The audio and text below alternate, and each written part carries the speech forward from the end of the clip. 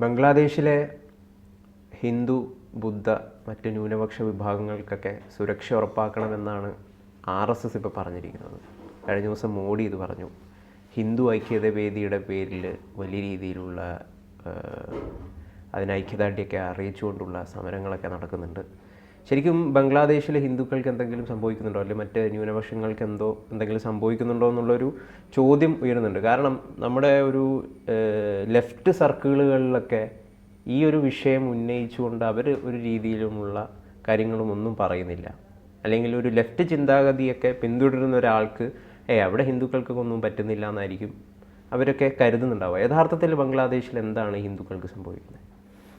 അല്ലെ, വർഗീയ കലാപങ്ങളുണ്ടാകുന്ന എല്ലായിടങ്ങളിലും സാധാരണ സംഭവിക്കുന്നത് ന്യൂനപക്ഷങ്ങൾക്ക് നേരെ അതിക്രൂരമായിട്ടുള്ള ആക്രമണങ്ങൾ അഴിച്ചുവിടപ്പെടും എന്നുള്ളതാണ്. കാരണം ആ കലാപങ്ങളുടെ പിന്നിൽ പ്രവർത്തിക്കുന്ന തീവ്രവാദ ഗ്രൂപ്പുകൾ അതെല്ലാ മതത്തിലും പെട്ടവരുണ്ടാകും. അപ്പോൾ അവർ നടത്തുന്ന അത് ബോധപൂർവ്വം അവർ നടത്തുന്ന ഒരു പ്രവർത്തനമായിട്ടാണ് ഞാൻ അതിനെ കണക്കാക്കുന്നത്. ഇപ്പോൾ ബംഗ്ലാദേശിലെ ഹിന്ദുക്കളെ, അതേപോലെ സിഖുകാരെയും ക്രിസ്ത്യാനികളെയുമൊക്കെ അവരെന്ത് ചെയ്യുന്നുണ്ട്, ഉപദ്രവിക്കുന്നുണ്ട്. കാരണം ഉപദ്രവിക്കലായിരുന്നില്ല കലാപത്തിൻ്റെ പ്രധാനപ്പെട്ട ലക്ഷ്യം. കലാപത്തിൻ്റെ പ്രധാനപ്പെട്ട ലക്ഷ്യം എന്ന് പറയുന്നത് അവിടെ നിലനിൽക്കുന്ന ജീവിത സാഹചര്യങ്ങൾ എന്ന് പറയുന്നത് മനുഷ്യർക്ക് ഗുണകരമല്ല എന്ന് തോന്നിയപ്പോൾ ജനങ്ങളുടെ പൊതുവായിട്ടുള്ള താല്പര്യത്തിൻ്റെ പുറത്ത് ആരംഭിച്ചൊരു പ്രക്ഷോഭമാണ്. വിദ്യാർത്ഥികളിലൂടെ അത് ആരംഭിച്ചാണ്. പക്ഷേ അങ്ങനെ ആരംഭിച്ച ആ പ്രക്ഷോഭത്തെ ഹൈജാക്ക് ചെയ്യുന്നത് മിക്കവാറും മതമൗലികവാദികളാണ്. ഇപ്പോൾ ഈ മുസ്ലിം ഫണ്ടമെൻ്റലിസ്റ്റുകൾ ഇതിനകത്ത് ഇരച്ചു കയറിയതിൻ്റെ ഫലമായിട്ട് അവരുടെ മനസ്സിൻ്റെ ഉള്ളിൽ അടിഞ്ഞു കിടക്കുന്ന ആ അക്രമോത്സുകതയാണ് യഥാർത്ഥത്തിൽ ന്യൂനപക്ഷങ്ങൾക്കെതിരെയുള്ള ഭീകരമായിട്ടുള്ള അക്രമമായിട്ട് മാറിത്തീർന്നു. അത് ന്യൂനപക്ഷങ്ങളെ എല്ലായിടങ്ങളിലും, ഇപ്പോൾ മറ്റ് പല പ്രദേശങ്ങളും നമ്മൾ പരിശോധിച്ചാൽ ചിലപ്പോൾ മുസ്ലിങ്ങൾ ന്യൂനപക്ഷങ്ങളാകുന്ന സമയത്ത് അവർക്കായിരിക്കും പീഡനമേൽക്കുക. സിഖുകാർ ന്യൂനപക്ഷമായിരിക്കുന്ന സ്ഥലത്ത് അവർക്കിത് നേരിടേണ്ടതായിട്ട് വരാറുണ്ട്. എല്ലാ സ്ഥലത്തും ഇത് നേരിടേണ്ടി വരാം. അങ്ങനെ നേരിടേണ്ടി വരുന്ന സമയത്ത് സ്വാഭാവികമായിട്ടും പൊതുസമൂഹവും അതുപോലെ ലോകവും അത്തരത്തിൽ ഉള്ള അക്രമങ്ങളെ അപലപിക്കുകയും എതിർക്കുകയും അതേപോലെ തന്നെ അവിടെ മനുഷ്യാവകാശ ലംഘനങ്ങൾ ഉണ്ടായിട്ടുണ്ട് എന്ന് പറയുകയും അതിനു വേണ്ടിയിട്ട് പോരടിക്കുകയും ചെയ്യും എന്നുള്ളതാണ്. ഇവിടെ അത്ര കാര്യമായ രീതിയിൽ അത് ഉയർന്നു വരുന്നില്ല എന്നുള്ളതാണ് ഈ പരാതിക്ക് പ്രധാനപ്പെട്ട കാരണമായിട്ട് ഞാൻ മനസ്സിലാക്കുന്നത്. ഇപ്പോൾ അവിടെ നോക്കൂ, അവിടുത്തെ വളരെ പ്രശസ്തനായിട്ടുള്ളൊരു മാധ്യമ പ്രവർത്തകനാണ് പ്രദീപ് ഫാമിക് എന്ന് പറയുന്നത്. അദ്ദേഹം കമ്മ്യൂണിസ്റ്റ് നേതാവാണ്. അദ്ദേഹത്തെ എന്താ അവർ ചെയ്തത്? അവിടെയുള്ള പ്രസ് ക്ലബ്ബിൽ അദ്ദേഹത്തെ നഗ്നനാക്കി കെട്ടിത്തൂക്കി തല്ലിക്കൊല്ലുകയാണ് ചെയ്തത്. ഇതിനേക്കാൾ ഭീകരമായിട്ടുള്ള രീതിയിൽ എങ്ങനെയാണ് ഒരു കലാപം, പ്രത്യേകിച്ച് ഒരു വർഗീയ സ്വഭാവം പുലർത്തുന്നതായിട്ടുള്ള കലാപത്തിന് പ്രവർത്തിക്കാനായിട്ട് കഴിയുക എന്ന് പരിശോധിച്ചാൽ വളരെ സങ്കടകരമായിട്ടുള്ള ഒരവസ്ഥയാണ് നമുക്ക് മനസ്സിലാക്കാൻ പറ്റും. എല്ലായിടങ്ങളിലും ഇത് സംഭവിക്കുന്നുണ്ട് എന്നുള്ളതാണ്. അപ്പോൾ അങ്ങനെ സംഭവിക്കുന്ന സമയത്ത് അതിനെതിരെ ലോകത്തിൻ്റെ ശബ്ദമുയരുക എന്നുള്ളതാണ്. ഇപ്പോൾ യുണൈറ്റഡ് നേഷൻസ് ഓർഗനൈസേഷൻസ് എല്ലാം ഇക്കാര്യത്തിൽ അവർക്കുള്ള എതിർപ്പുകൾ പ്രകടമാക്കിയിട്ടുണ്ട്. അങ്ങനെ ലോകത്തിൻ്റെ എല്ലാ ഭാഗത്തു നിന്നും അതിശക്തമായിട്ടുള്ള എതിർപ്പുകൾ പതുക്കെ ഉയർന്നതിൻ്റെ ഫലമായിട്ട് ഇപ്പോൾ പുതിയ ഗവൺമെൻറ് രൂപീകരണ വേളയുടെ പശ്ചാത്തലത്തിലൊക്കെ അതിന് ശമനമുണ്ടാകും എന്നും അവർ സംരക്ഷിക്കപ്പെടാനുള്ള സാധ്യതയുണ്ട് എന്നാണ് നമ്മൾ മനസ്സിലാക്കുന്നത്. കാരണം ഏതാണ്ട് 8% ഹിന്ദുക്കൾ ബംഗ്ലാദേശിലുണ്ട് എന്നുള്ളതാണ്. അവരെ സംരക്ഷിക്കുക എന്ന് പറയുന്നത് പുതിയ സർക്കാരിൻ്റെ ഏറ്റവും പ്രധാനപ്പെട്ട ചുമതലയാണ്. ആ ചുമതല അവരെ കൊണ്ട് ഒന്നുകൂടി ബോധപൂർവം നിർവഹിപ്പിക്കുന്നതിന് വേണ്ടിയിട്ടാണ് ഇന്ത്യ പരിശ്രമിച്ചുകൊണ്ടിരിക്കുന്നത്. പ്രധാനമന്ത്രിയും അതേപോലെ തന്നെ ഇന്ത്യയുടെ വക്താക്കളും ബംഗ്ലാദേശിനോട് ആവശ്യപ്പെട്ട പ്രധാനപ്പെട്ട ആവശ്യങ്ങളിലൊന്ന് എന്ന് പറയുന്നത് ഇന്ത്യക്കാർ സംരക്ഷിക്കപ്പെടണം എന്ന് തന്നെയാണ്. അവരൊരിക്കലും ഇന്ത്യയിലേക്ക് പലായനം ചെയ്യുന്ന സാഹചര്യത്തിലേക്ക് വരാൻ പാടില്ല എന്നുള്ളതാണ്. ഈ ഹിന്ദുക്കളുടെയും അതുപോലെ തന്നെ മറ്റ് ന്യൂനപക്ഷ വിഭാഗങ്ങളുടെയൊക്കെ സുരക്ഷ ഉറപ്പാക്കണം എന്നുള്ള കാര്യം പറയുന്നത് ഇവിടെ RSSഉം BJPയും ഹിന്ദു ഐക്യവേദിയൊക്കെയാണ്. മറ്റ് രാഷ്ട്രീയ സംഘടനകൾക്ക് ഇത് ഉയർത്താൻ വേണ്ടി സാധിക്കുന്നില്ല. അതെന്തുകൊണ്ടായിരിക്കും അവർക്ക് സാധിക്കാത്ത? കാരണം ഇവർ ന്യൂനപക്ഷ വേട്ടകൾക്കെതിരെ വളരെ വലിയ രീതിയിൽ പല സ്ഥലങ്ങൾക്കും ഐക്യദാർഢ്യം അറിയിക്കുന്നതാണ്. ഹമാസിന് നമ്മൾ വലിയ രീതിയിൽ ഹമാസിനെ പിന്തുണയ്ക്കുന്നത് കണ്ടു. പലസ്തീൻ പ്രശ്നത്തിൽ ഇസ്രായേൽ പലസ്തീൻ വിഷയത്തിൽ പലസ്തീൻ്റെ കൂടെ നിൽക്കുന്നത് കണ്ടു. പക്ഷേ ഈ വിഷയത്തിൽ ഹിന്ദുക്കൾക്കൊപ്പമാണ് ഞങ്ങൾ, അല്ലെങ്കിൽ ഹിന്ദുക്കളെ അവിടെ സംരക്ഷിക്കണമെന്ന് പറയാൻ എന്തുകൊണ്ട് ഈ RSSന് ഇവർക്കേ പറ്റുന്നുള്ളൂ, മറ്റുള്ളവർക്ക് എന്തുകൊണ്ട് പറ്റുന്നില്ല? അല്ല, RSS അതിനകത്ത് കൂടുതൽ താല്പര്യം കാണിക്കുന്നത് ഹിന്ദു താല്പര്യത്തിൻ്റെ പുറത്താണ്. പക്ഷേ അതേപോലെ തന്നെ താല്പര്യം മറ്റു വിഭാഗങ്ങളും കാണിക്കേണ്ടതാണ്, മറ്റ് പാർട്ടികളും കാണിക്കേണ്ടതാണ്. ഇപ്പോൾ പലസ്തീനിലുണ്ടായ മനുഷ്യ ദംശനങ്ങൾക്കെതിരെയുള്ള പോരാട്ടത്തിൽ നമ്മൾ വളരെ ശക്തമായിട്ട് നിലപാടെടുത്തെങ്കിൽ അതേ നിലപാട് ഇവിടെയും എടുക്കേണ്ടതാണ്. അങ്ങനെ എടുക്കാതെ വരുമ്പോഴാണത് ഇരട്ടത്താപ്പായിട്ട് വ്യാഖ്യാനിക്കപ്പെടുന്നത്. അങ്ങനെ സംഭവിക്കാൻ പാടില്ല. എവിടെയൊക്കെയാണ് മനുഷ്യാവകാശ ലംഘനങ്ങൾ ഉണ്ടാകുന്നത്, അവ മനുഷ്യാവകാശ ലംഘനങ്ങൾക്കെതിരെ നിൽക്കുക എന്ന് പറയുന്നത് മനുഷ്യത്വത്തിൻ്റെ ഒരു ഭാഗമാണ്. അങ്ങനെയാണെങ്കിൽ മാത്രമാണ് അത് പ്രസക്തമായി തീരുക. മറിച്ച് സംഭവിക്കുമ്പോഴാണ് അതിൻ്റെ അകത്ത് സംശയം ഉണ്ടാകുന്നത്, അത് രാഷ്ട്രീയ വിവേചനമായി തീരുകയും ചെയ്യുന്നത്. അപ്പോൾ RSS അതുപോലെ തന്നെ എന്താണ് പലസ്തീനിലുണ്ടായിരിക്കുന്ന അതിഭീകരമായിട്ടുള്ള പൈശാചികമായിട്ടുള്ള ഇസ്രായേലിൻ്റെ പ്രവർത്തനങ്ങളെ അപലപിച്ചതായിട്ട് നമുക്ക് കാണാൻ കഴിയാറില്ല.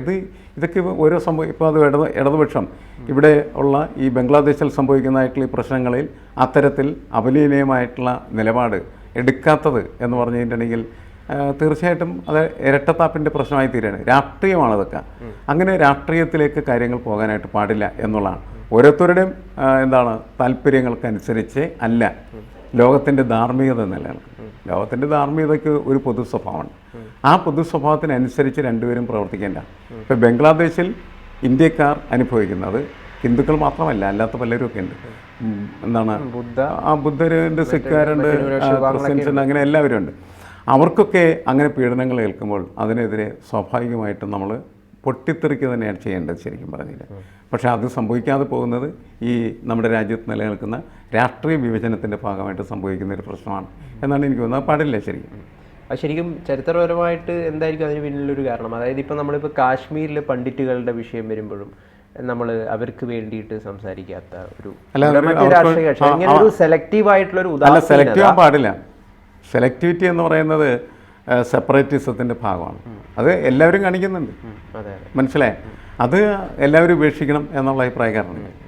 കാരണം പൊതുവെ ഇതിൻ്റെ ഒരു മാനവിക മൂല്യങ്ങൾ പരിഗണിച്ചുകൊണ്ട് എല്ലാ ഇടങ്ങളിലും നടക്കുന്ന മനുഷ്യപീഡനങ്ങൾ, മനുഷ്യ പീഡിപ്പിക്കുക എന്ന് പറയുന്ന പ്രക്രിയയാണല്ലോ നടക്കുന്നത്. പലതും അത് കൊലപാതകത്തിലെത്തുന്നു, മനുഷ്യ കൊന്നു തള്ളുന്നു. അതിനൊക്കെതിരെ ഒറ്റക്കെട്ടായിട്ട് നിൽക്കുക എന്നുള്ളതാണ് നമ്മളെടുക്കേണ്ടതായിട്ടുള്ള നിലപാട്, മനുഷ്യരെ നിലക്കെടുക്കേണ്ട നിലപാട്. ആ നിലപാടുകൾ എടുക്കാതെ പോകുന്നതിൻ്റെ ഒരു കാരണം ഓരോ മനുഷ്യനും രാഷ്ട്രീയത്തിൻ്റെ കമ്പാർട്ട്മെൻറ്റുകളിൽ അടക്കപ്പെടുന്നതിൻ്റെ ഫലമായിട്ടാണ്. അത് ശരിയല്ല. അത് തിരുത്താൻ പറ്റുന്ന തരത്തിലേക്ക് നമ്മൾ മാറിയാൽ മാത്രമാണ് നമുക്കൊരു ലോക മാനവിക മൂല്യത്തിലേക്ക് എത്തിച്ചേരാനായിട്ട് കഴിയുള്ളൂ. അങ്ങനെ കഴിയണം ശരിക്കും നമുക്ക്. അത് പക്ഷേ പറ്റാതെ പോകുന്നത് ഈ രാഷ്ട്രീയ വിഭജനത്തിൻ്റെ ഫലമായിട്ട്. അത് എല്ലാവരും തിരിച്ചറിയേണ്ടതാണ് എന്നാണ് എനിക്ക് തോന്നുന്നത്. ഈ യൂനസിൻ്റെ പ്രൊഫസർ യൂനസ്, ഡോക്ടർ മുഹമ്മദ് യൂനസിൻ്റെ പുതിയ അധികാര ചുമതലയും തുടർന്ന് ഇനി ഇന്ത്യയെ ഏത് രീതിയിൽ അത് ബാധിക്കുന്നൊക്കെയുള്ള വിഷയങ്ങളിപ്പോൾ ഉയർന്നു വരുന്നുണ്ട്. എങ്ങനെയാണ് അതിനെ കാണുന്നത്? അല്ല, ഒന്ന് ബംഗ്ലാദേശ് എന്ന് പറഞ്ഞ ചെറിയൊരു പ്രദേശമാണ്. അവർക്ക് ഇന്ത്യയെ ഒന്നും കാര്യമായിട്ട് ഉപദ്രവിക്കാനൊന്നും സാധ്യമല്ല. പക്ഷേ ഇന്ത്യയെ ഉപദ്രവിക്കാൻ ആഗ്രഹിക്കുന്നതായിട്ടുള്ള ശക്തികൾ അത് അവിടെ ഒരു ഇടം തോണ്ടിയെടുക്കാനായിട്ട് ആഗ്രഹിക്കുന്നുണ്ട്. അപ്പോൾ സ്വാഭാവികമായിട്ടും നമ്മളും ചൈനയും തമ്മിൽ പല ഘട്ടങ്ങളിൽ പ്രശ്നങ്ങളുണ്ടായിട്ടുള്ളതാണ്. ഇപ്പോഴും അത് തുടരുന്നുണ്ട്. ഒരു ഘട്ടത്തിൽ ഇന്ത്യയും ചൈനയും തമ്മിൽ നല്ല ബന്ധങ്ങൾ നിലനിന്നിരുന്നതാണ്. ആദ്യം വളരെ നല്ല ബന്ധമുണ്ടായിരുന്നു. ഇന്ത്യ ചീന ഭായ് ഭായ് എന്നൊക്കെ പറഞ്ഞ മുദ്രാവാക്യം ആ കാലത്ത് നമ്മൾ ഉണ്ടാക്കിയതാണ്. അത് കഴിഞ്ഞതിന് ശേഷം വാജ്പേയി വന്നതിന് ശേഷവും എനിക്ക് ഒരു ഘട്ടത്തിൽ നല്ല സൗഹൃദത്തിലേക്ക് വന്നിരുന്നു. പക്ഷേ പിന്നീട് എല്ലാ ഘട്ടങ്ങളിലും ഇന്ത്യയും ചൈനയും തമ്മിൽ ശരിക്കും പറഞ്ഞിട്ടുണ്ടെങ്കിൽ ഒരു ശത്രുത നിലനിൽക്കുന്നുണ്ട് ശരിക്കും. ആ ശത്രുത നിലനിൽക്കുന്ന സമയത്ത് ചൈനയുടെ താല്പര്യം സംരക്ഷിക്കുന്നതിന് വേണ്ടിയിട്ട് ശ്രമിക്കുമ്പോൾ ഇന്ത്യയുടെ താല്പര്യം സംരക്ഷിക്കുന്നതിന് വേണ്ടി ശ്രമിക്കുന്നു. പക്ഷേ പരസ്പരം വേണമെങ്കിൽ എന്ത് ചെയ്യാം, സൗഹാർദ്ദപരമായിട്ട് രണ്ടുപേരുടെയും താല്പര്യങ്ങൾ സംരക്ഷിച്ച് മുന്നോട്ട് പോകാം. അത് പക്ഷേ പറ്റാത്തൊരു സാഹചര്യത്തിൽ എത്തപ്പെട്ടതുകൊണ്ടാണ് ഒരു ശത്രുത നിലനിൽക്കുന്നത്. അപ്പോൾ അവർ എല്ലാ ഇടങ്ങളിലും ചെയ്തുകൊണ്ടിരിക്കുന്നത് അവരുടെ ആധിപത്യം ലോകത്ത് മുഴുവൻ സ്ഥാപിക്കുന്നതിന് വേണ്ടിയിട്ട് ഇടങ്ങൾ കണ്ടെത്താൻ ശ്രമിക്കുകയാണ് ചെയ്യുന്നത്. പ്രത്യേകിച്ച് ഇന്ത്യയെ സംബന്ധിച്ചിടത്തോളം ഇന്ത്യക്ക് ചുറ്റുമുള്ള ചെറിയ ഈ രാജ്യങ്ങളിലേക്കൊക്കെ അവരുടെ ആധിപത്യം ഉറപ്പിക്കാനായിട്ട് ശ്രമിക്കുന്നുണ്ട്. അപ്പോൾ ഈ പ്രശ്നത്തിൽ അതിൻ്റെ സാധ്യതയുണ്ട്. അഫ്ഗാനിസ്ഥാനിലെ അതിൻ്റെ സാധ്യത ഉണ്ടായി, സിലോണിലുണ്ട്. അങ്ങനെ എല്ലാ സ്ഥലത്തും അവരുടെ സാന്നിധ്യം ഉറപ്പിക്കാനായിട്ട് പലതരത്തിലുള്ള ഉപാധികൾ ഉപയോഗിക്കുന്നു എന്നുള്ളതാണ്. ഇവിടെയും അതിനുള്ള സാധ്യതയുണ്ട്. പക്ഷേ മുഹമ്മദ് യൂനസ് എന്ന് പറഞ്ഞാൽ ചൈനയുമായിട്ട് അങ്ങനെ ബന്ധമുള്ള ഒരു കക്ഷിയൊന്നുമല്ല. അദ്ദേഹം അമേരിക്കയുമായി ബന്ധമുള്ള ഒരാൾ തന്നെയാണ്. അമേരിക്കയുടെ ഒരു പപ്പറ്റായിട്ട് വേണമെങ്കിൽ പ്രവർത്തിക്കാൻ സാധ്യതകളാണ്. മുൻകാലങ്ങളിൽ അമേരിക്ക അങ്ങനെ പല രാജ്യങ്ങളിലും അവരുടെ പപ്പറ്റ് സർക്കാരുകൾ സ്ഥാപിച്ചിരുന്നു എന്നുള്ളത് ശരിയാണ്. പക്ഷേ ഈ പുതിയ കാലം എന്ന് പറയുന്നത് അതിനുള്ള സാധ്യതകളെ കുറക്കുന്നുണ്ട് എന്നുള്ളതാണ്. അപ്പോൾ എങ്ങനെയാണ് കാര്യങ്ങൾ വരിക എന്ന് നമുക്കറിയില്ല. എന്തായാലും നമ്മളും അതേപോലെ വളരെ കരുതലോടുകൂടി തന്നെയാണ് ഈ കാര്യങ്ങളെ കാണുക. ഇപ്പോൾ മുൻപ് ചെയ്തതുപോലെ ബംഗ്ലാദേശിന് നമ്മൾ ചെയ്ത വലിയ സഹായങ്ങളുണ്ട് ഒരു ഘട്ടം. ബംഗ്ലാദേശ് എന്ന് പറയുന്ന രാജ്യം സൃഷ്ടിക്കപ്പെട്ടത് തന്നെ യഥാർത്ഥത്തിൽ ഇന്ത്യ കാരണം കൊണ്ടാണ്. അപ്പോൾ അങ്ങനെ സൃഷ്ടിക്കപ്പെട്ട സമയത്ത് നമുക്ക് കോടിക്കണക്കിന് രൂപയുടെ നഷ്ടമാണ് ആ കാര്യത്തിൽ സംഭവിച്ചത്. നമ്മൾ ആയുധം നൽകി, സമ്പത്ത് നൽകി, പലതരത്തിൽ അവരെ സഹായിച്ചു. ആ സഹായം എന്ന് പറയുന്നത് സ്വാഭാവികമായിട്ടും നമുക്ക് ദുരന്തമായി മാറുകയാണ് ചെയ്തത്.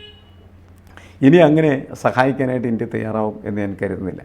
സ്വാഭാവികമായിട്ടും നമുക്ക് പരിക്കില്ലാത്ത തരത്തിൽ നമ്മുടെ ഒരു സർവൈവൽ പൊസിഷൻ നിലനിർത്തിക്കൊണ്ട് ആവശ്യമായിട്ടുള്ള സഹായങ്ങളൊക്കെ ചെയ്യാം. അത് പലർക്കും ചെയ്യുന്നുണ്ട്. അത് അഫ്ഗാനിസ്ഥാനിലും ചെയ്തിരുന്നു എന്നാണ് എനിക്ക് തോന്നുന്നത്. അതിനപ്പുറമായിട്ട് കൂടുതൽ ഇൻവോൾവ് ചെയ്ത് കൂടുതൽ പണം അങ്ങോട്ട് പമ്പ് ചെയ്ത് നമ്മൾ അപകടത്തിലാവുന്ന സ്ഥിതി ഒരിക്കലും ഉണ്ടാകാൻ പാടില്ല എന്നത് പുതിയ നയതന്ത്രത്തിൻ്റെ ഭാഗമാണ്. അമേരിക്കയും അങ്ങനെ തന്നെ ചെയ്യേണ്ടത്. അമേരിക്ക കുറേ കാലങ്ങളിൽ നിരന്തരമായി നിരവധി രാജ്യങ്ങളിൽ യുദ്ധം നിർമ്മിക്കുകയും അവരുടെ കോളനികളായിട്ട് അവയൊക്കെ മാറ്റിയെടുക്കാനായിട്ട് പരിശ്രമിക്കുകയും ഒക്കെ ചെയ്തതിൻ്റെ ഒരു ഫലം ഇപ്പോൾ അവർ അനുഭവിക്കുന്നുണ്ട്. വലിയ സാമ്പത്തികമായിട്ടുള്ള തകർച്ച അവർ നേരിടുന്നുണ്ട്. നമ്മൾ ഇപ്പോൾ കണ്ടുകൊണ്ടിരിക്കുന്നതായിട്ടുള്ള ഈ സാമ്പത്തിക വീഴ്ച എന്ന് പറയുന്നത് യഥാർത്ഥത്തിൽ അതിൻ്റെയൊക്കെ ഫലമാണ് എന്നാണ് എനിക്ക് തോന്നുന്നത്.